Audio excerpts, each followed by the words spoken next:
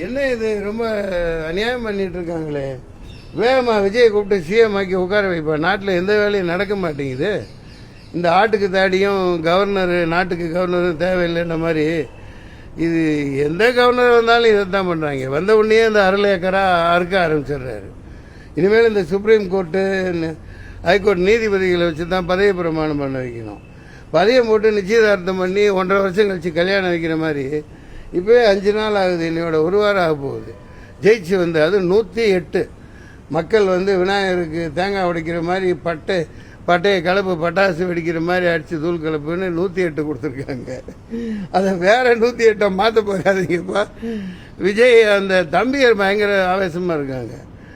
இப்போ இப்படியே பண்ணீங்கன்னா ஒரு பரோட்டா சூரி காமெடி மாதிரி இதெல்லாம் முடியாது. எல்லாம் அழிச்சிட்டு மறுபடியும் தேர்தல் வைனா டப்பா டான்ஸ் ஆடினோம். எல்லா கட்சிகளும் துண்டை காணான் துணியை காணான்னு அவ்வளோதான். செலவழிக்க முடியாது. 10 பைசா செலவழிக்காமல் எவ்வளோ பெரிய சாதனை பண்ணியிருக்கு. அப்படி இல்லை. அப்புறம் அந்த மத்திய அரசு இப்படி நாதாரிப்பத்தனமான வேலையை பண்ணிட்டு இருக்குது. இது ரொம்ப தப்பானது.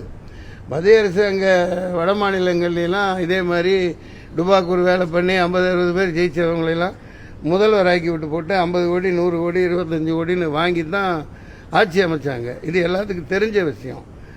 அப்படி இருக்க சட்டப்படி நடங்க. நீங்கள் சட்டப்படி நடங்க. மெஜாரிட்டி இருக்குது. சட்டசபை கூட்டம் நிரூபிக்க போறார். எந்த வேலையும் நடக்க மாட்டேங்குது நாட்டில். முதல்ல வேகமாக ஆட்சியில் உட்கார வைங்க. மக்கள் ரொம்ப எந்த வேலையும் எங்கள் சினிமா சம்பந்தமானது மற்ற வேலை எதுவுமே நடக்காமல் இருக்கு. அப்புறம் நானும் தேர்தல் முடியாமல் காவேரி திருச்சி ஹாஸ்பிட்டலில் அட்மிட் ஆகி ரொம்ப சீரியஸாகவும் நான் தேர்தலில் போட்டியிடலைன்னு வாபஸ் வாங்கிட்டு காங்கிரஸ் திமுக அந்த அலையன்ஸுக்கு நீங்கள் வாக்களிங்க அப்படின்னு சொல்லி போட்டு நான் வந்துட்டேன்.